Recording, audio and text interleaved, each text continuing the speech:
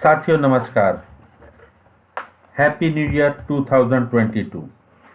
यह वर्ष हम सबके लिए मंगलमय हो, यह प्रार्थना करते हुए शुरू करते हैं आज का सेशन।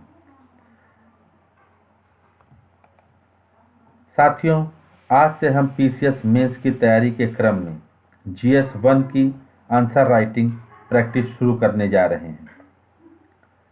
प्री क्वालिफाई होने के बाद इतना समय नहीं होता कि मेंस की तैयारी शुरू करें, फिर मेंस के पेपर लिखें। बहुत बड़ा सिलेबस है, इसलिए प्री और मेंस दोनों की पैरेलल तैयारी करना ही बुद्धिमत्ता है। सेशन शुरू करने से पहले बता दूं कि जीएस 1 पेपर में कुल 20 प्रश्न आते हैं और समय होता है 3 घंटा। एक एक प्रश्न कम से कम 125 से 150 शब्दों में लिखना होता है। वहीं यदि आप आईएएस की परीक्षा दे रहे हैं तो यही 250 शब्दों में लिखना होता है। यदि आपने आंसर राइटिंग की प्रैक्टिस नहीं की है तो यह कार्य असंभव सा प्रतीत होने लगता है। दिमाग में विचार जितनी तेजी से आएंगे उतनी ही तेजी से आपकी लेखनी परीक्षा में परफॉर्म करेगी। अतः प्रैक्टिस अत्यंत जरूरी है। आज का पहला प्रश्न हमने लिया है सोसाइटी से। भारत में पुलिस व सशस्त्र बलों के संदर्भ में महिलाओं की स्थिति पर प्रकाश डालिए। हम 250 शब्दों का प्रैक्टिस करेंगे। साथियों, please motivate your friends to subscribe the channel. कृपया अपने मित्रों को प्रेरित करें कि हमारा वो चैनल सब्सक्राइब करें। चैनल का नाम है आंजनेय क्लासेस। देखते हैं आंसर का। मानव इतिहास पर गौर करें तो जब भी देश की रक्षा की बात आई है तब नारी शक्ति किसी न किसी रूप में इसका हिस्सा रही है। आज महिलाएं पूरी दुनिया में सैन्य क्षेत्र में महत्वपूर्ण योगदान दे रही हैं। साथ ही भारत भी युद्धक भूमिकाओं में महिलाओं को शामिल करने की ओर तेजी से कदम उठा रहा है। भारत में महिलाओं ने 1990 के दशक से ही आर्मी में जाना शुरू कर दिया था।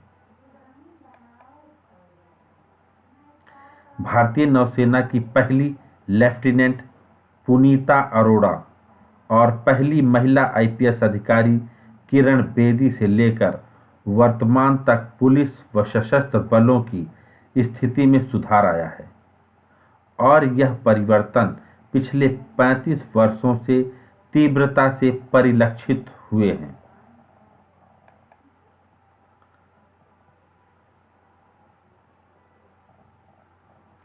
आज भारतीय महिलाएं सक्रिय कार्यबल का हिस्सा बनने में एक लंबा सफर तय कर चुकी हैं। उन्होंने पुलिस और पैरामिलिट्री जैसे विभागों में सभी बाधाओं को पार किया है। आज सेना में 3.8% महिलाएं हैं, वहीं नौसेना में 6%, वायुसेना में 13.09%, पुलिस में, ये केंद्रीय पुलिस की बात हो रही है, 7%। गत दिनों सरकार ने सैन्य पुलिस बल में अधिकारी से नीचे के पदों पर महिलाओं की भर्ती करने का निर्णय लिया है। यह कदम महिलाओं की भागीदारी बढ़ाने में सहायक होगा। 12 राज्यों में पुलिस बल में महिलाओं के लिए 30% या अधिक का आरक्षण निर्धारित करने वाले नियम वर्षों से लागू हैं।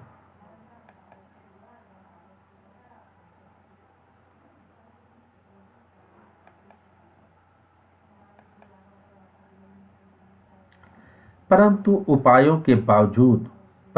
इन उपायों के बावजूद आज भी स्थिति संतोषजनक नहीं है। महिलाओं का अल्प प्रतिनिधित्व इस तथ्य को उजागर करता है कि सुरक्षा बलों में उन्हें अभी भी सभी रैंकों पर वे बनाम हम के रूप में माना जाता है। महिलाओं की तैनाती का निर्णय आज भी लैंगिक रूढ़िवादिता से मुक्त नहीं है, जो महिलाओं को अग्रणी भूमिका निभाने से रोकता है। अलग शौचालयों की व्यवस्था न होना, महिलाओं के लिए पृथक आराम गृहों की कमी, अलग आवासों का अभाव आदि के कारण लैंगिक उदासीनता की स्थिति आज भी विद्यमान है। सरकार द्वारा किए जा रहे प्रयास आज भी पितृसत्तात्मक मानसिक विचारधारा का सामना कर रहे हैं।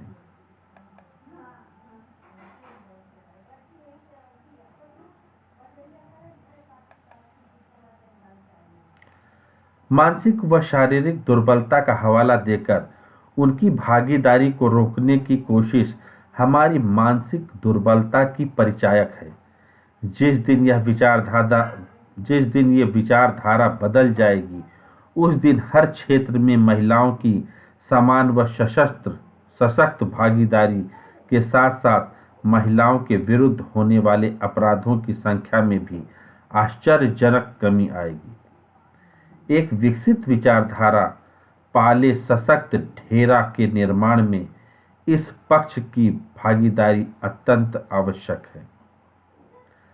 साथियों, इसे यदि आप बार बार सुनते रहेंगे तो ये पॉइंट्स जो हैं वो आपके दिमाग में बैठ जाएंगे, और जब परीक्षा में इस प्रकार को कोई प्रश्न आता है महिलाओं से संबंधित, तो आप बहुत तेजी से पॉइंट्स आपके दिमाग में आएंगे और आप अच्छी तरह से इसे लिख पाएंगे। इसलिए इस सेशन को कई बार देखें और हो सके तो अपने नोट्स में से लिख भी लें। धन्यवाद। आज के लिए बस इतना ही।